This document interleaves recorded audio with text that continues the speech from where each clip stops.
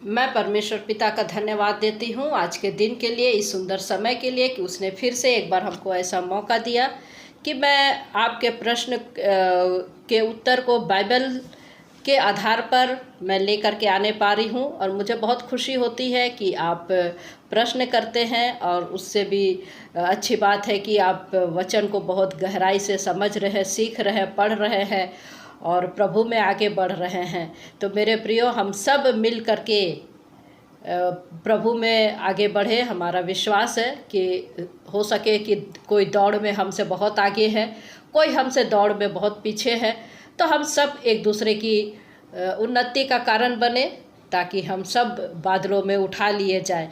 तो मेरे भाई ने एक प्रश्न किया है, जो कि उसने थोड़ा सा बाइबल स्टडी में भाई को कंफ्यूज है। उसने प्रश्न किया है कि पहले आदम बना या फिर पेड़ पौधे और पानी बना। जब हम बाइबल को पढ़ते हैं कई बार हम समझ नहीं पाते, और उसने उत्पत्ति के दूसरे अध्याय को पहला, दूसरा, तीसरा पद को पढ़ा। उसके बाद में फिर से आगे पढ़ता है और वचन में वो कहता है कि जब ये सारी चीज़ें हो गई तो फिर ये दोबारा क्यों लिखा गया है। तो मेरे प्रियो, आइए हम इसकी वचन से हम लोग देखें और इसको हम लोग सीखने का प्रयास करें। ये एक बाइबल स्टडी की तरह है और एक ये छोटी सी है, परंतु बहुत ही सीखने की बातें हैं। तो यहाँ पर जब दूसरे अध्याय में परमेश्वर ने सारी चीज़ों को बना, दूसरे अध्याय का तीसरे पद तक परमेश्वर ने सारी चीज़ों को बना दिया, तो अब फिर से चौथे पद में फिर से वही बात को इंडिकेट की जा रही है। तो आदम पहले बना या पेड़ पौधे बने या पानी बने। तो प्रियो, प्रश्न के अनुसार हम लोग आज सीखने का प्रयास करेंगे। और सिर्फ एक नहीं, ऐसे कई लोग हैं, बहुत सारे लोग हैं जो कंफ्यूज हो जाते हैं। देखिए क्या लिखता है वचन, उत्पत्ति दूसरा अध्याय उसका चौथा पद से हम लोग पढ़ेंगे। मनुष्य की उत्पत्ति का वृतांत हमको दिखता है। आकाश और पृथ्वी की उत्पत्ति का वृतांत यह है कि जब वे उत्पन्न हुए, अर्थात जिस दिन यहोवा परमेश्वर ने पृथ्वी और आकाश को बनाया, तब मैदान का कोई पौधा भूमि पर न था और न मैदान का कोई छोटा पेड़ उगा था, क्योंकि यहोवा परमेश्वर ने पृथ्वी पर जल नहीं बरसाया था और भूमि पर खेती करने के लिए मनुष्य भी नहीं था।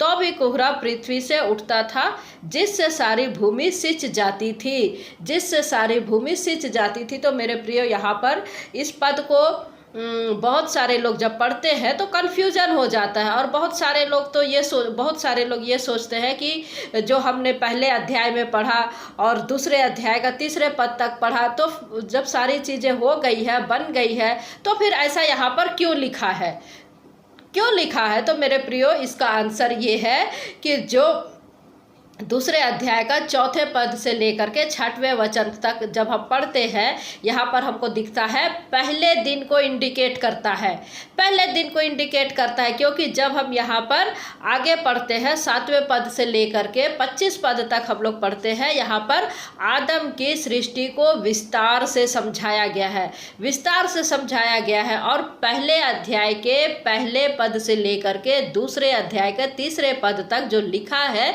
ये संक्षेप में लिखा है। पूरी ब्रह्मांड है, पूरी सृष्टि है और पूरी पृथ्वी की जो भी वहाँ पर जो ये परमेश्वर ने उत्पत्ति की है, उन सबको यहाँ पर लिखा गया है पहले अध्याय में। लेकिन जब दूसरे अध्याय का 7वें पद से यहाँ पर हम देखते हैं कि विस्तार पूर्वक आदम को बनाने का और अदन की वाटिका को बनाने की बात की जा रही है, जो शुरुआत से लिखी गई है। तो यहाँ पर शुरुआत से लिखी गई है मेरे प्रियो, यहाँ पर पहले दिन को या पहले स्टेप को इंडिकेट की गई है कि केवल ब्रह्मांड ही बना है। तो यहाँ पर ये केवल सोलर सिस्टम बनी है और हमारी जो ये पृथ्वी है, इस समय के अनुसार अभी इस योग्य नहीं है कि वहाँ का वातावरण सेट की जाए। तो प्रियो, चौथे पद से लेकर के 6वें पद जो है हम वचन में पढ़ते हैं, ये पहले दिन को इंडिकेट करता है। तो मेरे भाई और बहनों, ये आदम जो है पहले नहीं बना था। पहले परमेश्वर ने जिस प्रकार से सृष्टि की है, पेड़ पौधे और पानी, और 6वें दिन परमेश्वर ने आदम को बनाया। आदम बाद में बना है, पहले पेड़ पौधे और पानी बने हैं। तो परमेश्वर ने कहा और बन गया। परमेश्वर ने कहा कि हो जा, और ये सब सारी चीज़ें हो गया। लेकिन मनुष्य को, आदम को परमेश्वर ने हाथ से बनाया है। तो यहाँ पर हम लोग पढ़ने में फ़र्क हो जाता है।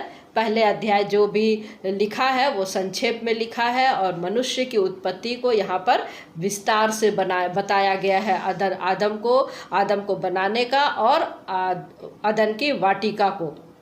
तो मेरे प्रियो, मैं सोचती हूँ कि ये छोटी सी मैंने आपको सिखाया, समझाया है, तो आप समझे होंगे कि ऐसा यहाँ पर क्यों लिखा है। तो परमेश्वर पिता हम में से प्रत्येक को आशीष दे।